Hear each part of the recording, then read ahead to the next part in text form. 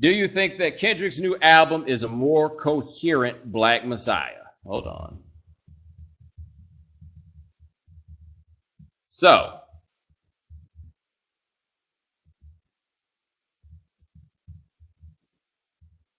I listened to the Kendrick once today. I had a break in the schedule, so I went outside and I went on the beach. Well, I went toward the beach. I went and sat on a bench off of Ocean, and I put on the Kendrick, and I listened to it because I wanted to give it my undivided, right? I didn't want to give it a run on laptop speakers. I didn't want to give it a run while I was doing everything else. Like, I did not want to do that. I wanted to give that record my undivided attention. So I broke out these very headphones that you see on my head, and I plugged it in the iPad, and I sat outside and I listened to it. And I walked up and down the beach a little bit while I listened to it. That is the single densest piece of rap music that I have ever heard. I do not think that I have ever heard, and I don't even know if I can narrow this to rap.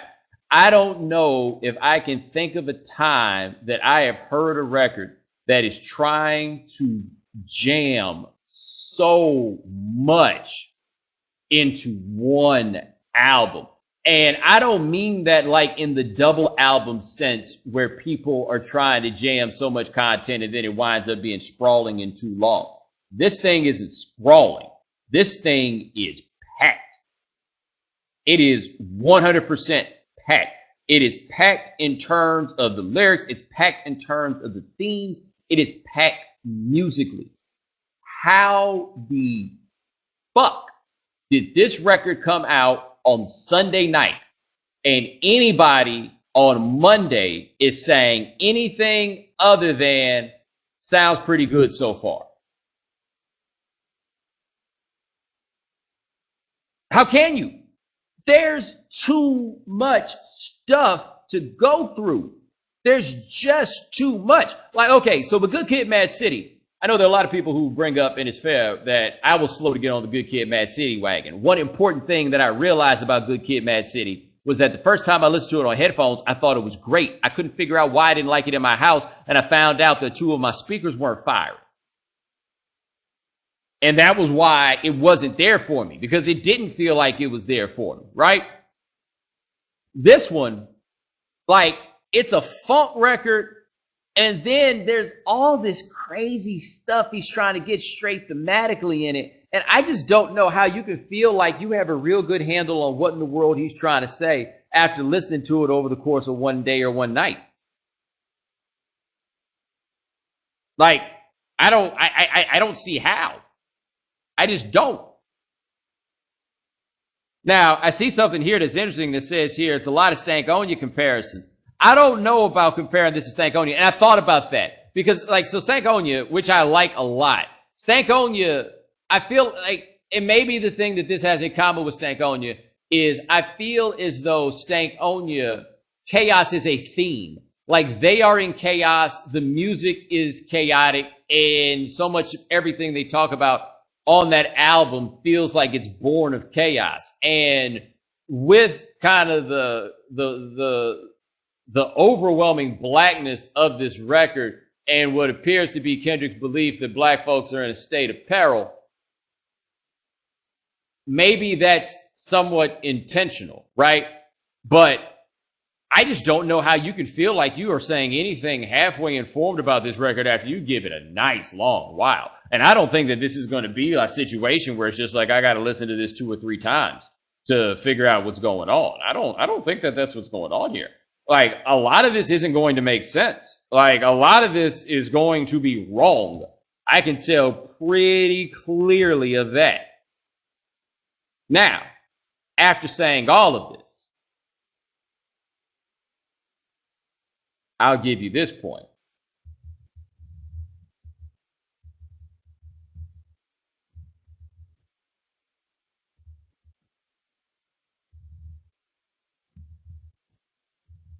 You ready? The level of chaos that is there.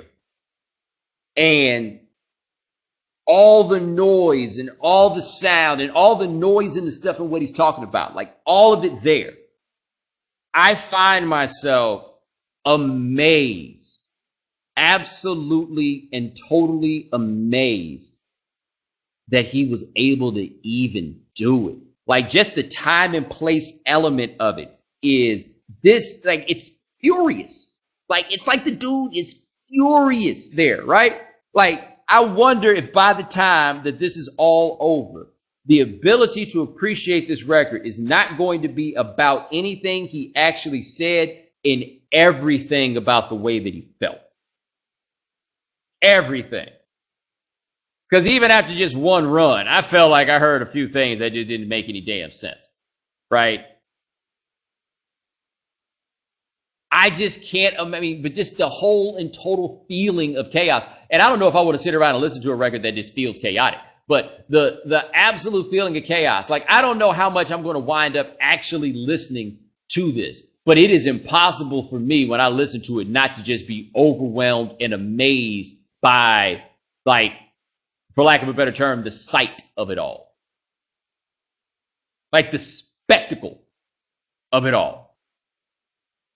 Even if ultimately a whole lot of it is going to wind up not making sense. Now, I have often said, and I stick to this, that if you are trying to make a socially conscious record, and if you're going to be out here dropping knowledge, then we have to evaluate you on the accuracy of the claims that you make. Like, we have to evaluate you on whether the stuff you say actually makes sense. Like, I do think that there's something to that. Like, once you start to act like you're trying to kick knowledge, you don't just get to be like, well, this is how I feel. No. The shit you saying don't make sense, then we get on you about the fact that it doesn't make sense. And to a degree, with Kendrick, I'm going to wind up in a place where I will evaluate whether or not this stuff makes sense. But for the record itself, I'm wondering if the way that it's going to be captured, like years later when people talk about it, if they talk about it, the way that it's going to be discussed is going to be in the context of the fury. Because I do feel like he managed to capture on record an emotion in a very natural way that is very, very, very, very difficult to hone in a recording studio. And they did. Like, they absolutely did. So, like, that's the only way that I can see people really looking at this and being like, yo, man, this is so dope. Otherwise, it's just too much for me to think that somebody would take the time to evaluate that thoroughly. Now, look, man, most of the time when people start talking about these records, all they really want to talk to you about is somebody they like, and they want to talk to you about how much they like it. And that's fine. And I think these things to death, and that makes me a little different than most of the people that you're going to know and most of the people that you're going to be around. Right? Like, that's what it's going to be. I get that. But for me, I am just kind of fascinated by the place he's in, even if I feel like I wish this boy would read a couple more books. I heard something about Willie Lynch, and he called it the Willie Lynch theory. Man, it ain't no theory, man. That's some shit that somebody made up, right? And I'm glad he didn't say that thing about Willie Lynch until later in the record. Because I can tell you right now, if you don't know about the Willie Lynch letter, you go ahead and look it up and understand that it's a myth. But I'm here to tell you right now, anytime you say anything about, he said reverse Willie Lynch, I don't care what it is. When I hear the words Willie Lynch, I'm assuming that shortly after I hear you say Willie Lynch, what's about to come out your mouth is some bullshit. Like, there is a remarkably, like, high percentage of the time that somebody comes tell you about Willie Lynch, and the next thing you know, it's some old bullshit. So I appreciate him holding that off until the end, because I was able to kind of get in and ride it out. And I've been so far at that point, I figured I might as well have kept it going. But when that happens, Jack, like when that goes, you know, I ain't really here for you. As I say about the Willie Lynch letter, the Willie Lynch letter is very, very popular among people who buy books that don't have barcodes. Books you cannot buy with a debit card because they only take cash.